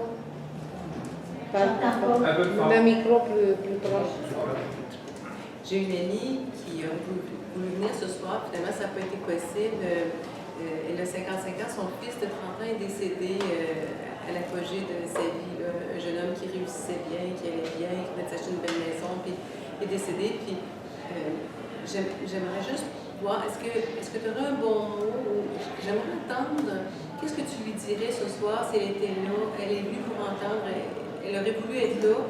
Puis moi, je lui ai dit, je vais y aller. De toute façon, c'est moi qui l'avais invitée parce que je te connais bien. Puis je trouve que c'était un sujet qui était vraiment très pertinent pour elle. Comme je sais qu'il était très, très pertinent pour toi, je posais beaucoup d'espoir, mais en plus, un bon mot pour elle. Mais dans le fait que je pourrais dire, Dominique, par rapport à ça, c'est que ce que la personne veut quand elle fait cette demande, c'est ce qu'elle veut, puis ce qu'on veut tous, c'est de ne plus souffrir. Parce qu'on sait quelque part que la personne, on le sait même si on n'y croit pas, que la personne ne reviendra pas, qu'elle est morte. Mais c'est ce qu'on veut se faire dire comment faire pour ne plus souffrir. Parce que c'est ça qu'on veut tous, ne plus souffrir. Et je pourrais dire que c'est un passage obligé. Que c'est comme impossible d'arriver, en fond, à accepter cette inacceptable situation sans passer par le passage obligé de la souffrance. Et la souffrance, que je comprends, c'est du temps. C'est le temps qui fait en sorte qu'à un moment donné, on se lève le matin, puis que la mort de notre fils, ce n'est plus notre première pensée. Parce que pendant qu'on souffre, cette idée-là est notre première pensée quand on se lève. Puis à un moment donné, il se passe quelque chose qui fait que, oups, je pense à autre chose, ce n'est plus ma première pensée. Mais ça peut prendre du temps et on ne peut pas faire autrement. Et c'est ça qui est plate dans le fait, puis c'est ça un peu que je dise les auteurs que j'ai consultés, qu'il n'y en a pas de façon d'éviter de souffrir et de s'affronter à ce tragique de l'existence pour l'éviter. Il faut l'épouser, il faut lui faire place, il faut vivre avec un trou. Mais dans le trou, on n'est pas mort. C'est ça qu'il faut se dire. Dans ce trou-là, ça habite la souffrance, puis ça côtoie aussi le fait qu'à un moment donné, elle va être contente d'être en vie, ou de te rencontrer, ou de parler à quelqu'un. C'est ça que je pense. Je reviens encore, Eliana. Je trouve qu'on parle un peu d'une manière absolue. Et on oublie peut-être le fait que le deuil, comme beaucoup de sentiments, c'est culturel. La culture évolue, la culture change. Ce qui m'a poussé à pouvoir faire ce commentaire-là, c'est qu'on parlait tout à l'heure de l'enfant perdu, comme si c'était quelque chose de très, très important. Éternellement perdu. Pardon? Éternellement perdu. Bien l'enfant perdu. Éternellement perdu. Alors qu'on sait très bien qu'au XVIIIe siècle, par exemple, il y avait en France, qui comptait à peu près 22 millions de personnes, il y avait près de 25 000 enfants abandonnés. Alors, c'est donc dire qu'avec les siècles, avec les décennies, le sentiment qu'on a vis-à-vis de nos enfants change, évolue. L'amour qu'on a, dans le fond, même l'amour en général, est un sentiment qui évolue, qui est culturel. Et le deuil aussi est culturel. On vit dans un monde où l'ego est très important, où l'individu est très important, où on a tendance beaucoup à substantialiser les choses, à substantialiser ce qui est éphémère. On voudrait le solidifier, l'éterniser. L'enfant loi, c'est un peu l'enfant moi. Puis, justement, à cause de ça, perdre un enfant, aujourd'hui, c'est un grand drame. Alors qu'il y a 200 ans, c'était même pas 200 ans, il y a 75 ans. Nos parents avaient 9, 10, 12, 14 enfants. Ils en perdaient en cours de route, c'était normal. Alors je me souhaite que tu reviennes sur cette idée de deuil comme étant ressenti, mais à l'intérieur d'une culture. Parce que le deuil évolue, et ce sentiment-là évolue au cours des siècles, comme l'amour d'ailleurs évolue au cours des siècles, et comme le rapport qu'on a avec l'enfant perdu ou vivant évolue à travers les siècles. Ah oui, je suis tout à fait d'accord avec toi, Jacques, dans ce que tu dis, l'évolution du deuil et de la signification de l'enfant. La mort de l'enfant aujourd'hui, c'est la mort de soi, parce que l'enfant est profondément et d'une façon qu'on n'a pas effectivement rencontrée dans les autres siècles, c'est un projet de nous-mêmes, c'est une partie de nous-mêmes. Alors c'est peut-être de là le tragique de l'irremplaçable dans l'enfant, parce que l'enfant, c'est nous. Alors c'est nous qui mourrons un petit peu. Un enfant qui meurt en Afrique, puis il y en a des enfants qui meurent en Afrique assez souvent, de toutes sortes de raisons, il y a sûrement moins d'irremplaçables dans cet enfant-là qu'on peut avoir aujourd'hui dans une société comme la nôtre, dans l'enfant remplace quelque chose d'essentiel, qui est surinvesti, dans lequel on se donne complètement, puis qu'on veut vraiment qu'il soit absolument exceptionnel. Donc, c'est sûr, je ne sais pas la vie secrète de Philippe Forêt, il a eu 7 seuls enfants, 7 seules tragédies, oui, il est mort, et il n'a pas voulu avoir un autre enfant, il s'est vraiment battu avec tous les gens qui lui disaient, vous êtes jeune, vous allez avoir un autre enfant, sinon vous pouvez l'adopter. D'ailleurs, là, il y a eu une réaction quasiment d'urticaire quand il a entendu ça. Ouais, il a refusé complètement. Dans les faits, moi, l'idée avec laquelle je suis d'accord, c'est le fait que persister dans une souffrance, dans notre société, persister dans un deuil ou dans quelque chose de dérangeant pour les autres, c'est quelque chose qui confronte à l'existence même. L'existence en soi est faite de ça. Les gens meurent, il y a des pertes, on souffre, et le fait que quelqu'un se présente à toi avec cette réalité, ça dérange. Il paraît, il y a des études, j'ai lu ça récemment, qu'on peut manifester de la compassion pour quelqu'un à peu près 10 à 15 minutes. Après 10 à 15 minutes, là, on n'est plus capable. On veut passer à autre chose. C'est pas parce qu'on est des mauvaises personnes, c'est qu'on est comme organisé de cette façon-là. Alors, quelqu'un qui n'accepte pas cette situation-là, qui vit dans un deuil perpétuel, moi, je pense qu'elle nous confronte à quelque chose qu'on ne veut pas voir. Et c'est dans ce sens-là que je trouvais que son message est intéressant par rapport à notre société de divertissement. Je pense que tu vas être d'accord avec moi sur le divertissement dans lequel on est tous plongés, de passer à autre chose. Autre question? Oui, moi j'aimerais revenir. Tu as mentionné quelqu'un qui a dit on est chez soi lorsque les autres nous reconnaissent. J'aimerais revenir sur les exilés et sur les enfants d'immigrés de deuxième génération. Eux, c'est vrai que les enfants en France, entre autres, qui disent moi, je ne me sens pas français. Mais lorsque je retourne au Maroc, lorsque je retourne en Algérie, voir mes grands-parents ou voir mes arrière-grands-parents, ou là où mes parents ont habité, je ne me sens pas non plus algérien. Ça, c'est moi qui le disais, je ne sais pas si ces gens-là, ces jeunes-là de deuxième génération ne se sentent pas français, mais ne se sentent pas non plus algériens, comme les Algériens se sentent algériens. Et de telle sorte que ils ont de la misère à être comme adaptés, peu importe où ils sont. Peu importe où ils sont, oui. Puis, et je pense, et c'est là ma question, je voudrais savoir, toi qui vis ça, qui a vécu ça, moi je pense que ça doit être la même chose pour toi, à savoir que lorsque tu es ici au Québec, lorsque on participe comme une soirée ce soir, c'est plaisant de voir qu'on se reconnaît, qu'on se connaît, qu'on se rencontre à nouveau, et ainsi de suite. Donc, il y a une partie de toi qui est québécoise, c'est sûr, c'est sûr. Oui, c'est sûr. Et si tu retournes en Roumanie, tu ne revivras pas ça en Roumanie. C'est perdu, ça. C'est sûr qu'après 30 ans, c'est plus difficile.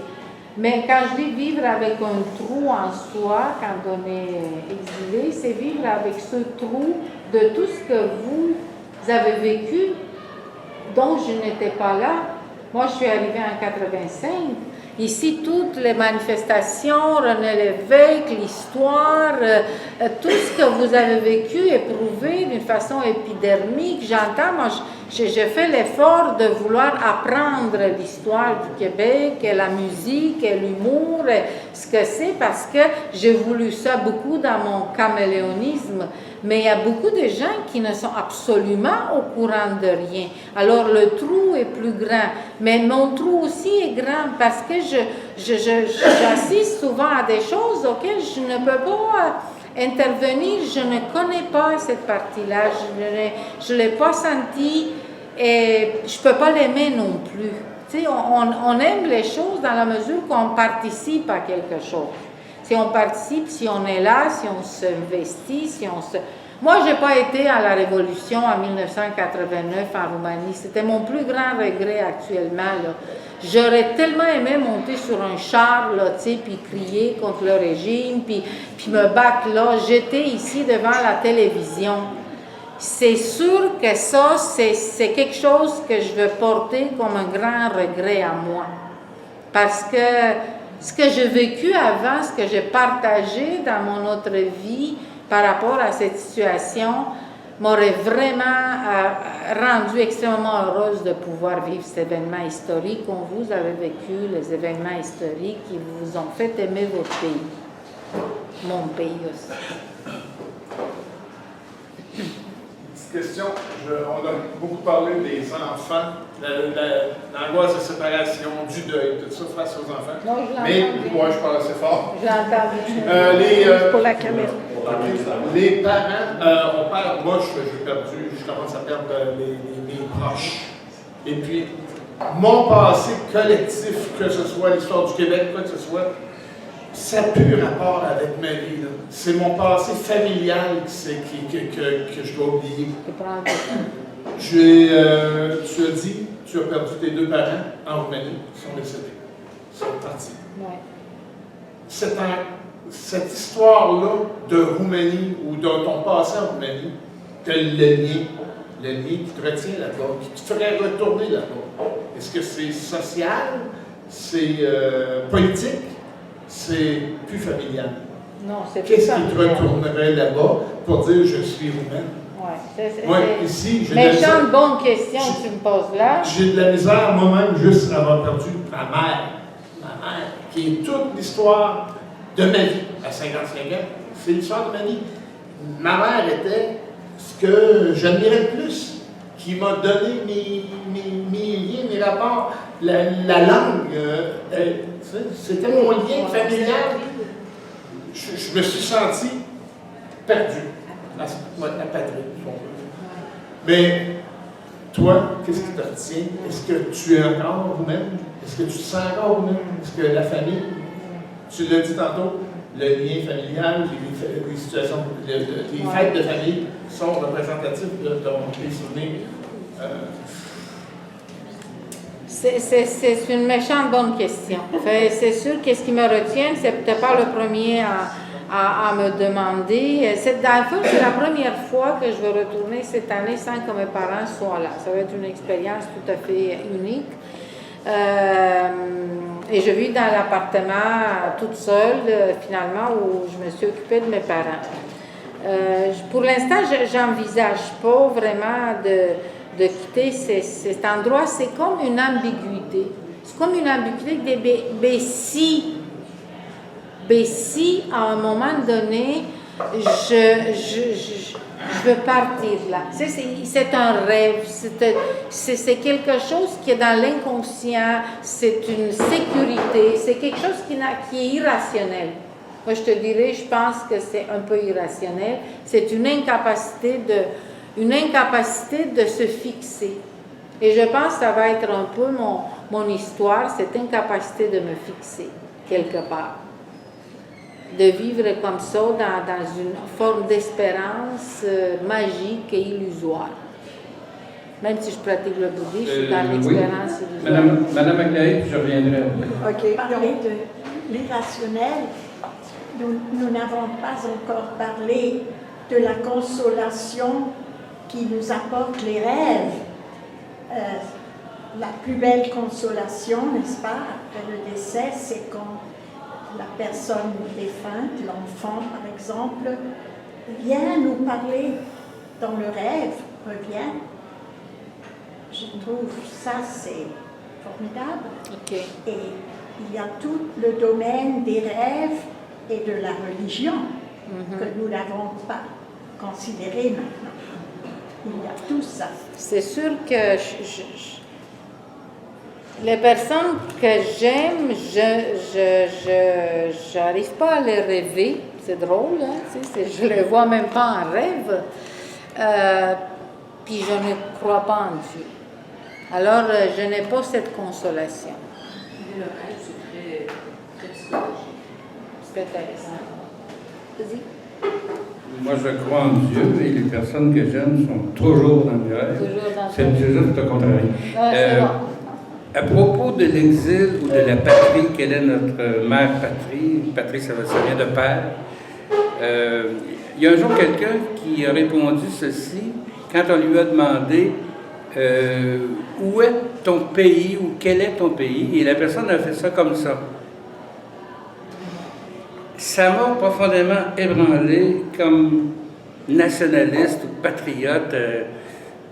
Je n'ai pas l'impression qu'on habite une terre, mais on habite une culture, soit une mémoire, un projet. Quelque chose qui va avec la langue, les croyances, les mœurs, les habitudes et tout ça. C'est pas tellement le terrain qu'on habite, là. C'est plutôt une façon de penser, une mentalité reliée au passé, puis orientée vers le futur. Puis ma dernière remarque, c'est à propos des êtres chers disparus. Quand Yvon Payet est mort, je me souviens, je l'ai dit à quelques-uns ici, qu'est-ce qu'on va faire sans lui? Évidemment, c'était centré, comme disait Denis, je pense tantôt, c'était centré sur moi, parce que je disais, qu'est-ce que moi je vais faire sans Yvon, à qui on parle à chaque jour, à qui c'est mon interlocuteur théologique, religieux, biblique, il n'y en a pas vraiment d'autres. Et en plus, que je le connaissais bien avant qu'on parle de la Bible, là. Un interlocuteur de toujours, un compagnon. C'est pas possible de... Il y a quelque chose qui est perdu, puis c'est irrémédiablement perdu. Et malgré toutes les raisons qu'on se donne pour dire la mort, c'est une étape, et puis c'est fini, puis bon... il y a quelque chose en nous qui refuse la mort, qui refuse le décès, qui refuse le départ. Appelons-le irrationnel, appelons-le imaginaire, mais c'est profondément humain quand même. Il y a quelque chose d'inacceptable dans notre mort, et malgré tout ce qu'on raisonne, naturel, c'est normal, on essaie de se résigner. Pour moi, on a tort, on accepte trop la mort. C'est inacceptable. Oui, c'est vrai. Yvon d'ailleurs, ce qu'il disait souvent, c'est que la mort est un échec. Oui. Et c'est un échec inacceptable. Moi, je ne suis pas d'accord. Conclusion. C'est bon. Moi, je ne suis pas d'accord avec les propos que vient de tenir Clément. Nous sommes des êtres éphémères, on le sait, mortels. Et si la vie est belle, c'est à condition qu'on l'accepte comme elle est. Si on part avec l'idée que la mort est un échec, ça veut dire que la vie elle-même est un échec. Puis il faut donc obligatoirement avoir recours à d'autres choses de transcendance, une espèce d'éternité illusoire. Moi, je pense que la vie, elle est mortelle, elle est belle ainsi. Il faut l'accepter, la comprendre et même l'aimer comme telle. Les personnes qui cherchent un sens à leur vie, c'est parce qu'ils ne l'aiment plus. Quand on aime sa vie, on ne cherche pas le sens. Quand on aime quelqu'un, on ne se demande pas pourquoi on l'aime. Quand on se pose la question « Pourquoi je t'aime ?», c'est parce que le coefficient d'amour a baissé pas mal. C'est vrai, t'as raison, je suis d'accord avec toi. Conclusion, Liana. La conclusion, c'est que la discussion fut très intéressante et je ne sais pas si vous êtes d'accord, mais avoir un débat sur l'identité, sur savoir quand est-ce qu'on se sent chez soi, quand on se sent québécois, quand on se sent notre identité, cette forme subjective, et sur quoi on se base quand on se sent ce qu'on se sent, ça sera peut-être intéressant. Je vous remercie amplement pour cette participation. Vous avez été vraiment extraordinaire. Maurice voudrait me donner un petit commentaire. Avec le micro. Oui. Il voulait donner un commentaire. Avancez. Pour rendre un hommage particulier aux fondateurs pluriels du cercle Est-Ouest, de rendre aussi hommage à tous ces immigrés canadiens-français qui n'étaient pas encore québécois et qui sont partis à Woonsocket, par exemple, ou dans le Maine, ou ailleurs, et qui se sont fort bien adaptés à être des Américains. J'ai aussi un dernier hommage à adresser envers Léonard Cohen et Nana Mouskouri, qui sont les interprètes, si un jour vous avez la nostalgie pour les traduire, écoutez leurs chansons, écoutez leurs airs d'un auteur Yamachiche, un nom à ne pas oublier, M. Gérard Lajoie, auteur du fameux Un Canadien errant, banni de ses foyers. Léonard Cohen, Nana Mouskouri, merci.